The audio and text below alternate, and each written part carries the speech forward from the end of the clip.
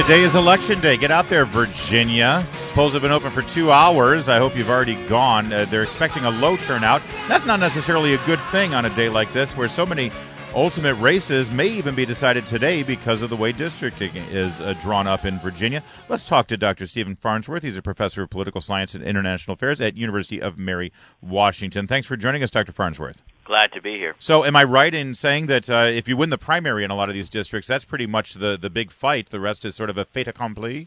That's really quite true. With gerrymandering in Virginia, and Virginia is one of the most gerrymandered states in the country, the action for most of these districts is going to be today, not in November. If you have a dominant party nomination in one hand and a pulse in the other, you're going to Richmond.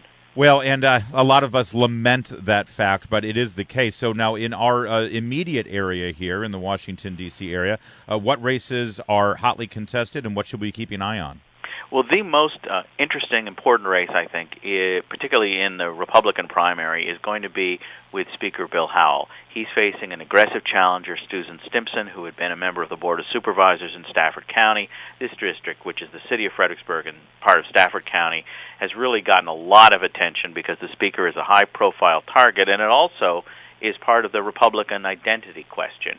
Should the party move in a more Tea Party-oriented direction or not? This is very much like the primary with Eric Cantor last year, isn't it, in terms of the personalities and political ideology involved?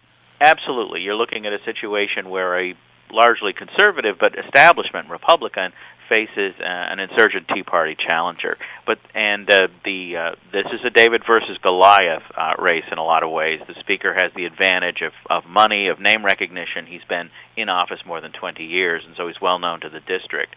The difference, though, between this race and the primary a year ago involving Cantor and Bratt is that the Speaker sees it coming. You see in this race the most aggressive campaign Bill Howell has run in more than 20 years. And so in many ways, this is a David versus Goliath rematch, but in this case, Goliath has a better idea of what's coming. But none of these state house races have will have the impact of changing the balance of power, right?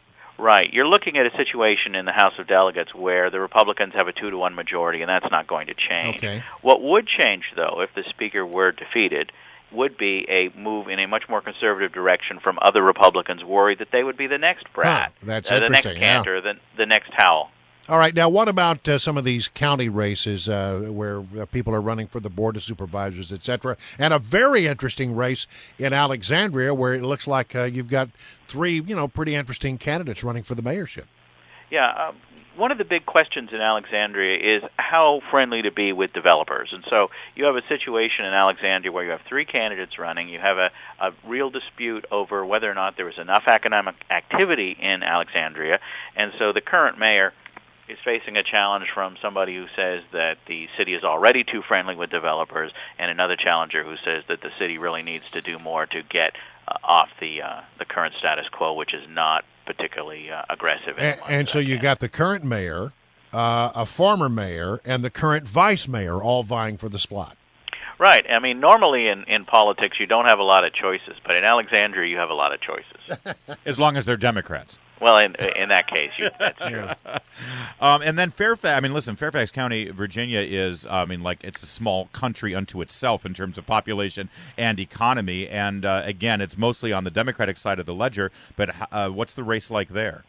Well, again, you have a situation where there's a real concern over the quality of education in Fairfax. I think that Fairfax, which, as you say, is actually bigger than some states, Fairfax County has had, there's a question increasingly about whether the county is losing a step in terms of its educational quality. And because the Board of Supervisors have a very high influential role to play in terms of school issues, even though there is an elected school board, you have a big fight there about whether or not the students are being underfunded, the schools are being underfunded, and so you have an aggressive challenge in what's known as the Mason District of Fairfax, where you're looking at an idea that there just needs to be more support for what is an increasingly diverse school district. And the incumbent is Penny Gross, and she's being challenged by Jessica Swanson. And you're saying that funding of the school district is the primary issue there. Ms. Swanson is saying that Ms. Gross, Supervisor Gross,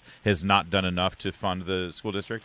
Right, that's absolutely right. Swanson's a political newcomer, but she works for the D.C. public school system, and so is focusing on education in this campaign. All right, take us out to Prince William and Fauquier County.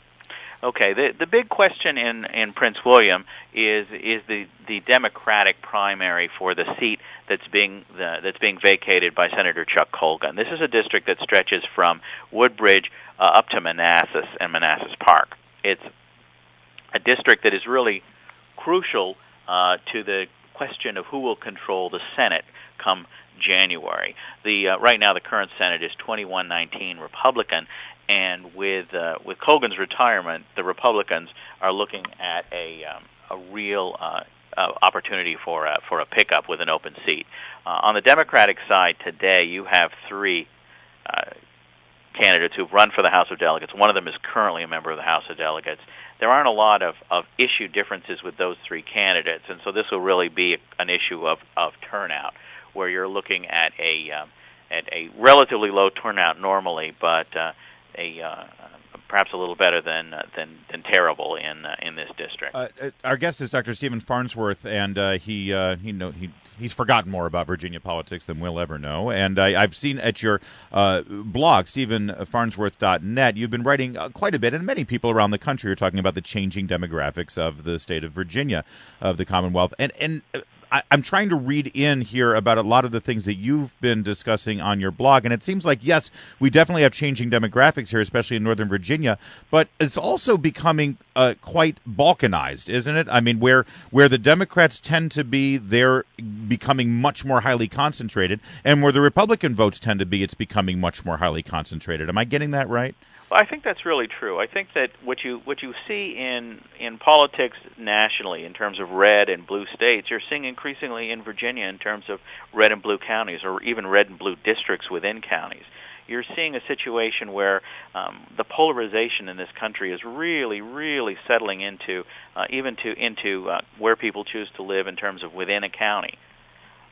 People like to be among people like themselves, it seems, and they're willing to go to some trouble to make sure that happens. And so people who find themselves in an area where, in the case of Fairfax, where perhaps it's becoming more democratic than their tastes would submit, they may end up in Stafford.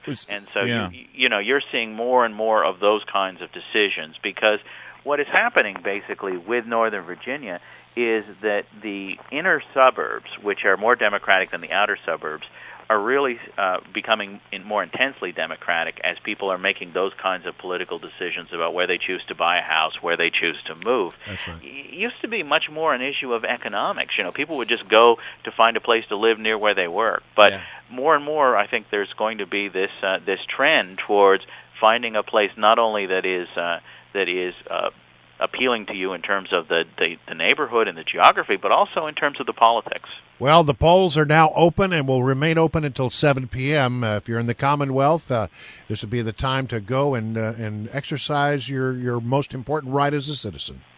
Thank you so much for joining us, Dr. Farnsworth. Glad to be here. It's a great day to go vote.